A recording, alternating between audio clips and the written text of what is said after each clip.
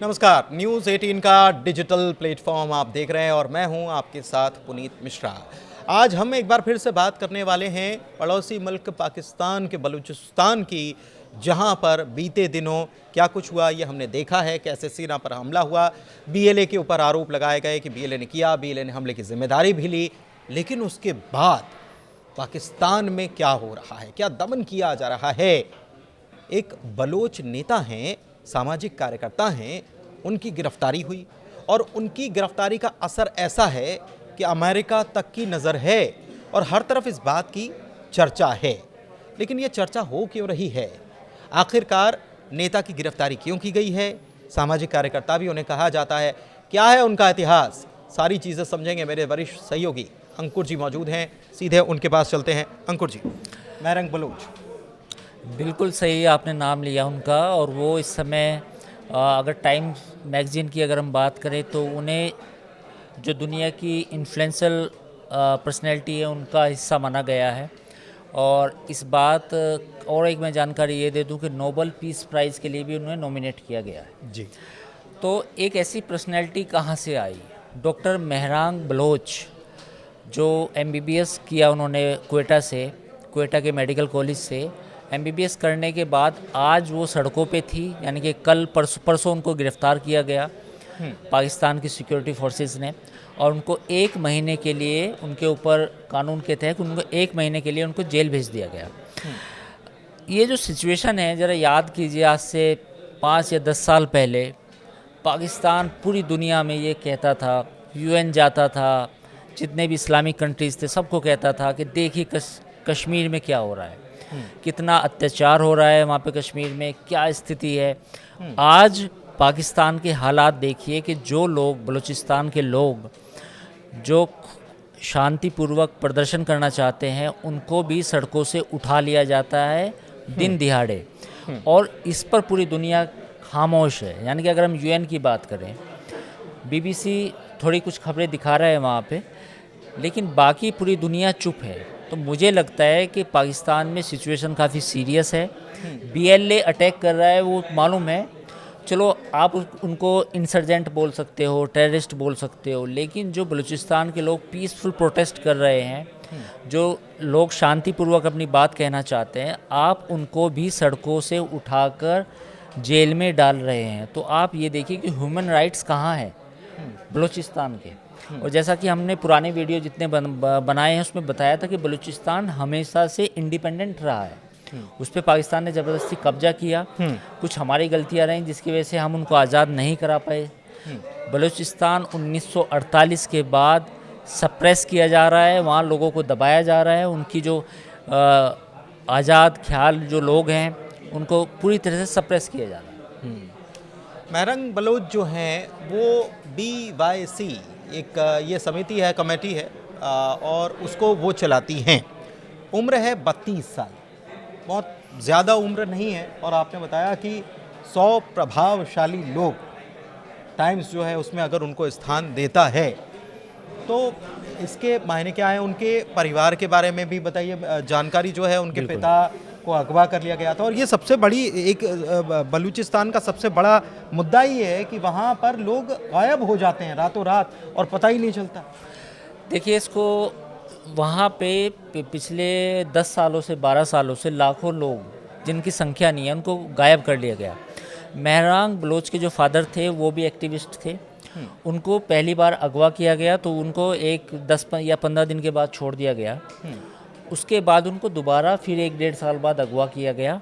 उसके बाद उनकी जो थी बॉडी मिली। तो जब ये बॉडी मिली तो महरांग बलोच के जो इंटरव्यूज़ हैं आप सुन भी सकते हैं गूगल यूट्यूब पे, तो वो कहती हैं कि मुझे आज जब ये मेरे फादर जा रहे थे, उनके वालिद जा रहे थे, तो उसे उम्मीद थी कि शायद इस बार भी वापस लौट आएंगे, लेकिन पाकिस्तान की जो सिक्योरिटी फोर्सेस हैं दोबारा जब उनकी जानकारी मिली तो उनकी बॉडी मिली। तो ये बलूचिस्तान की हर माँ की यही कहानी है। बलूचिस्तान का कोई ऐसा एक घर नहीं है जहाँ पर उनके घर का कोई एक आदमी गायब ना हो या वो डिसअपियर ना हो। और ये कौन कर रहा है? ये ISI कर रही है। ये पाकिस्तान की फ़ौज कर रही है। और ये हम भी नहीं बोल रहे, ये बलूचिस्तान के लोग बोल रहे हैं। वो लोग जो पीसफुल प्रोटेस्ट करते हैं, आप एक्टिविस्ट हैं, बलूचिस्तान का अपना हक मांगते हैं, लेकिन बदले में आपको क्या मिलता है कि फ़ौज उठा के ले जाती है। लोग ये कहते हैं कि ठीक है, आप ले गए, आप कम से कम उनकी बॉडी दे दीजिए, हमें तसल्ली तो हो जाए। ऐसी ना जाने कितने वीडियोस हैं जिसमें बलूचिस्तान की जो माएँ हैं वो रो रही हैं। वो सोचती हैं कि दरवाजे पे जब भी कोई आहट होती है, कोई दरवाज़ा हवा में भी अगर ऐसे खनखनाता है, तो कहती है कि मेरा बेटा आ गया, मेरा बाप आ गया। बिल्कुल तो इतनी बुरी स्थिति, इतना तशद्दुद, आपने पूरे कश्मीर को लेके आपने दुनिया भर में ढिंढोरा पीटा, आपने कश्मीर में कहा इतना अत्याचार किया जा रहा है, इतना अत्याचार किया जा रहा है। मैं पूछना चाहता हूँ पुनीत, आप भी ज़रा सोच के बताइए कि बलूचिस्तान के लोग तो मुसलमान हैं। हाँ, दूसरी ये एक बात, मुद्दा है। रमज़ान का महीना है, जहाँ ये कहा जाता है कि मुसलमानों को ख़ास तौर पे सब्र रखना चाहिए। रमज़ान के महीने में अगर बलूचिस्तान में ये सब अत्याचार हो रहा है तो सोचिए कितनी भयानक तस्वीर है। सचमुच वाकई में बहुत भयानक तस्वीर है।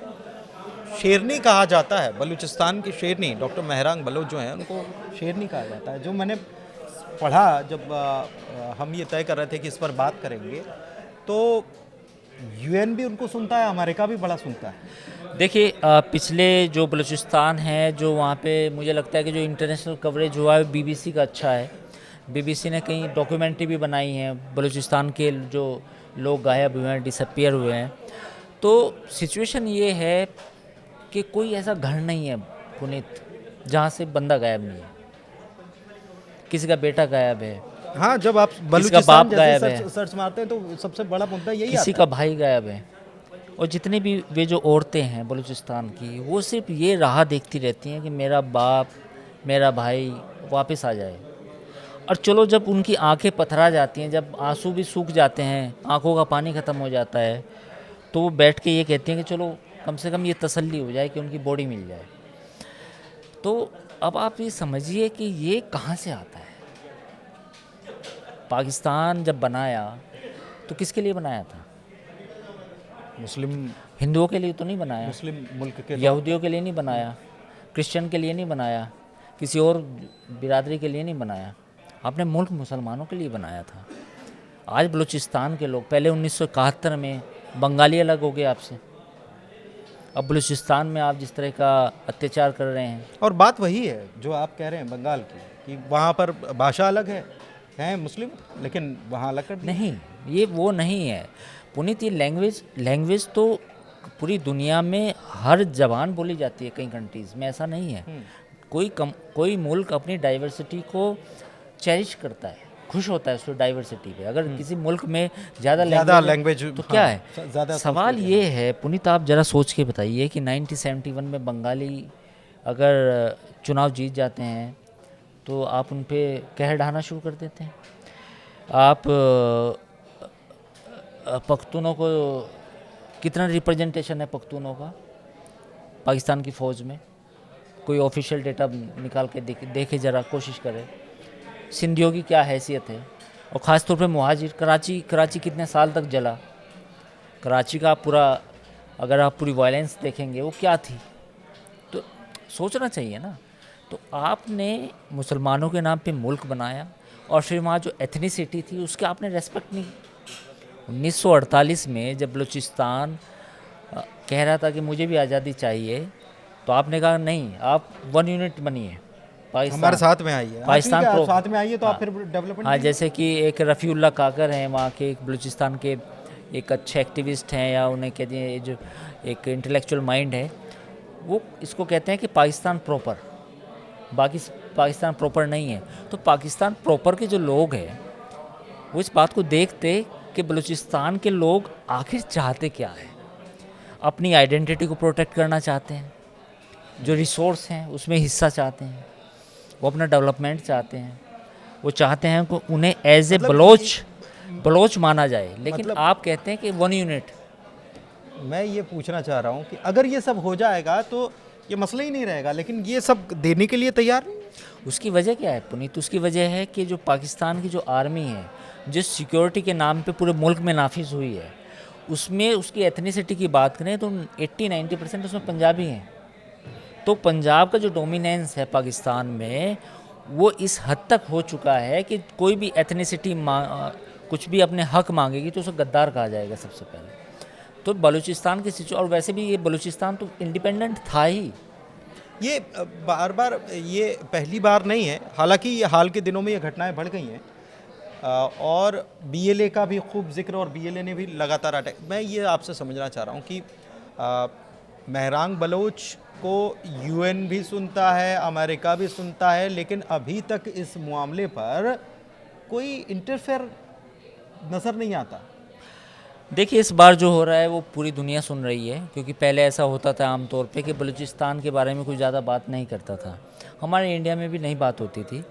आप अगर देखें कि 2 या 3 साल पहले कुछ कभी कोई हमला हुआ तो पता चला कि बलूचिस्तान है, वरना ज़्यादातर मुद्दा जिस तरह से कश्मीर को पॉलिटिसाइज़ किया गया, कश्मीर का राग पूरी दुनिया में अलापा गया, लेकिन बलूचिस्तान की बात तो कोई नहीं करता था। लेकिन अब पिछले कुछ दिनों से जब से सोशल मीडिया आया और बलूचिस्तान में जिस तरह से चाइनीज़ नेशनल पे हमले हुए, बीएलए ने जिस तरह से अटैक्स किए, उसके बाद पूरी दुनिया में सवाल आया कि बीएलए क्या है। लोगों ने पढ़ना शुरू करा। फिर जब लोगों ने देखा, अरे ये मोमेंट जो है ये वायलेंस का तो बाद में है, उससे पहले तो कई सालों से ये पीसफुल प्रोटेस्ट चल रहे थे, दबे चले आ रहे थे, और वो जो झेला है उसका एक प्रकार से ज्वालामुखी फूट गया है। ज्वालामुखी फूटा। लोगों ने पहले अपने मुद्दे, मसले, मसाइल सड़कों पे लेके आए, पहाड़ पे तो बाद में गए। तो आज जो पहाड़ पे लोग बैठे हैं, जिनको आप कह रहे हो कि पहाड़ छोड़ के नीचे आ जाओ, जो नीचे आप तो उनसे भी बात नहीं कर रहे। नीचे कौन है? महरांग लेकिन बलोच। लेकिन एक चीज़ मैं आपसे ये समझना भी चाह रहा हूँ कि इसको अगर दूसरे पर्सपेक्टिव से देखा जाए तो एक तरफ बीएलए अटैक करता है और सेना को ख़ास तौर पर टारगेट करता है, ट्रेन हाईजैक कर लेता है। ये घटनाएं या वायलेंस की ये जो घटनाएं होती हैं, उसके बाद महरांग बलोच जो हैं वो सड़क पर उतर जाती हैं इस मुद्दे को लेकर कि हमारे लोग गायब। तो ये चीज़ें जो हैं, ये टाइमिंग जो है बड़ी एक है। नहीं पुनीत, ये मीडिया में आता है इसलिए हमें दिखता है। महरांग बलोच पिछले 1 साल से इस्लामाबाद की सड़कों पे आई हुई है, कराची के प्रेस क्लब के सामने प्रदर्शन करती है, क्वेटा में प्रदर्शन करती है, तब कोई मीडिया में हेडलाइन नहीं बनती। पाकिस्तान प्रॉपर जो है, जो उसकी पाकिस्तान प्रॉपर की जो मीडिया है वो उसे कवर नहीं करती। बीएलए ने अटैक किया तो वो न्यूयॉर्क टाइम्स, बीबीसी में जाती है, उसके बाद हम इंडिया में भी तस्करा कर रहे हैं उसके ऊपर। लेकिन जो पीसफुल प्रोटेस्टर्स हैं, कल भी आज भी इस्लामाबाद में प्रोटेस्ट हुए हैं जो बलोच, फिर गिरफ्तारी भी हो गई उनको गिरफ्तार भी कर लेते हैं, क्योंकि पाकिस्तान में पीसफुल प्रोटेस्ट कोई करे सड़क पे, उसका कवरेज नहीं है। जो पूरी मीडिया है वहाँ पे, उसकी भी तो गलती है ना, वो भी तो पाकिस्तान प्रॉपर का हिस्सा है। बिल्कुल सही बात है। तो आपको क्या लगता है कि इस मामले में अब ये मामला जिस तरीके से बढ़ा है, अब क्या अंतर्राष्ट्रीय दखल इसमें देखने को मिलेगा? क्या पाकिस्तान को समझाइश दी जाएगी कि आपके यहाँ जो चल रहा है ये ठीक नहीं है? क्या अमेरिका की तरफ से इस मामले में समझाइश दी जाएगी, या यूएन इस मामले को में कुछ दखल अंदाजी करेगा और ये मामला जो है ये आगे बढ़कर वहाँ तक पहुँच जाएगा? फ़िलहाल इस पर नज़र बनी हुई है। लेकिन आपने समझा कि जिन्हें शेरनी कहा जाता है बलूचिस्तान की, उनके ऊपर कैसे जुल्म सितम, अत्याचार और अत्याचार की कहानी कितनी सदियों से वहाँ पर चली आ रही है, और 48 के बाद से तो वो थमने का नाम नहीं ले रही है। आज भी माताएं, बेटियां, बहनें जो हैं वो इंतज़ार कर रही हैं, कोई पिता का, कोई बेटे का, कोई भाई का इंतज़ार कर रही हैं, और दरवाजे वैसे ही सूने हैं। चर्चा में इतना ही, और आपको ये चर्चा कैसी लगी आप कमेंट के ज़रिए हमको बता सकते हैं। फ़िलहाल वीडियो में इतना ही, और इसे लाइक कीजिए, शेयर कीजिए, हमारे चैनल को सब्सक्राइब कीजिए। धन्यवाद।